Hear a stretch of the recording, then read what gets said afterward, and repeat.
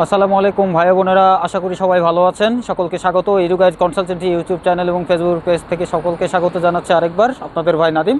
আপনারা জানেন যে আমি রাজশাহী উচ্চশিক্ষা নিয়ে কাজ করতেছি এবং বাংলাদেশ থেকে যারা রাজশাহী মাস্টার্স পিএইচডি বা ব্যাচেলর প্রোগ্রামে আসতে চাচ্ছেন তারা আমার সঙ্গে যোগাযোগ করতে পারেন, তাদেরকে আমি হেল্প করার চেষ্টা করতেছি।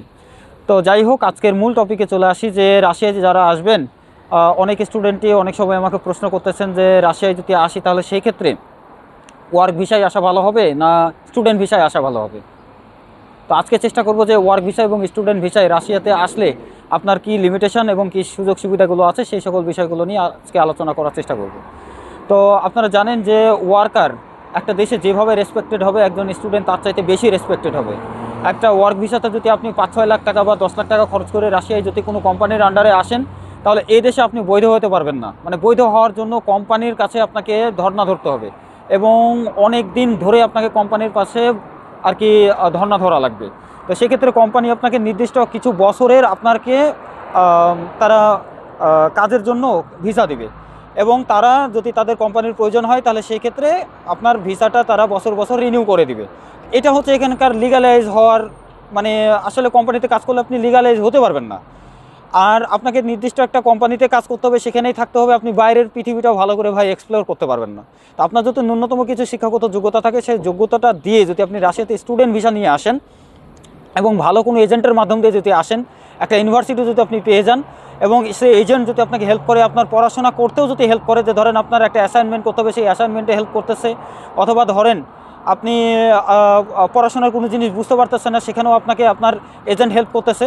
তো যদি এরকম আপনি হেল্প পান, তাহলে আপনার পড়াশোনাটা করে যদি আপনি বের হয়ে যেতে পারেন, তাহলে আপনি এই দেশে যখনই স্টুডেন্ট হিসেবে ঢুকবেন তখনই আপনি এই দেশে টেম্পোরারি রেসিডেন্ট পারমিট পেয়ে যাবেন, যেটা ওয়ার্ক ভিসাতে আপনি কখনোই পাবেন না।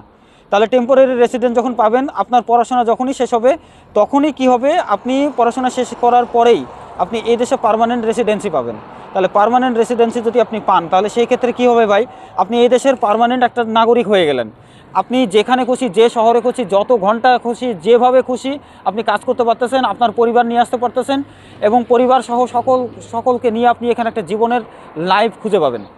এটা অনেক সংক্ষেপে আমি বোঝানোর চেষ্টা করলাম। তাহলে ওয়ার্ক ভিসা বা স্টুডেন্ট ভিসার পার্থক্য হচ্ছে এটাই, যে আপনি ওয়ার্ক ভিসায় আসলে আপনার পৃথিবীটা অনেকটা ছোট হয়ে যাবে, আপনি অনেক সুযোগ সুবিধা পাবেন না। কিন্তু স্টুডেন্ট যদি আপনি স্টুডেন্ট হয়ে আসেন, এই দেশটাই আপনার হয়ে যাবে, কারণ ডকুমেন্ট কথা বলবে যে আপনার এই দেশটা হচ্ছে আপনার। তো এটাই সংক্ষেপে বললাম আর কি। তাহলে যারা রাশিয়াতে উচ্চশিক্ষার জন্য চেষ্টা করতেছেন বা চিন্তা করতেছেন যে আসবেন, আবার কনফিউজ আছেন যে আমার কাছে 5-6 লাখ টাকা আছে, আমি ওয়ার্ক ভিসাতে যাব না স্টুডেন্ট ভিসা যাব, আমি হয়তো পড়ালেখা করতে পারবো কি পারবো না, তো ইংরেজি মিডিয়ামে পড়াশোনা করার জন্য আপনারা চলে আসেন। আপনাদের ইংরেজি দক্ষতা যদিও কম থাকে, আমি আপনাদেরকে হেল্প করব। আমার মাধ্যমে যদি আসেন, আমার পছন্দের ইউনিভার্সিটিতে যদি আপনারা আসেন, আপনার এই ইউনিভার্সিটিতে ঢোকা থেকে শুরু করে, অর্থাৎ অ্যাডমিশন থেকে শুরু করে যখন আপনি ডিগ্রি নিয়ে বের হবেন, প্রত্যেকটা স্টেপে আমি হেল্প করব। আপনার ডিগ্রির রেজাল্ট মানে যেন আপনার হাতে পৌঁছে যায় সে পর্যন্ত আমি হেল্প করব। অর্থাৎ সে রেজাল্টটাও ধরেন আমার এই এডুগাইড কনসালটেন্সির মাধ্যম দিয়ে আমি আপনাকে দেওয়ার চেষ্টা করব। মানে আমি দেবো, এই কথাটা দিচ্ছি, যেন আপনি এডুকেশনের মাধ্যম দিয়ে আপনার হাতে একটা লিগাল ডকুমেন্ট থাকে এবং এই ডকুমেন্ট দিয়ে আপনি এই দেশে সেটেল হতে পারেন এবং আপনার জীবনটা পরিবর্তন করতে পারেন। তো আশা করি আপনারা বুঝতে পারছেন, আমি খুব সহজেই বললাম।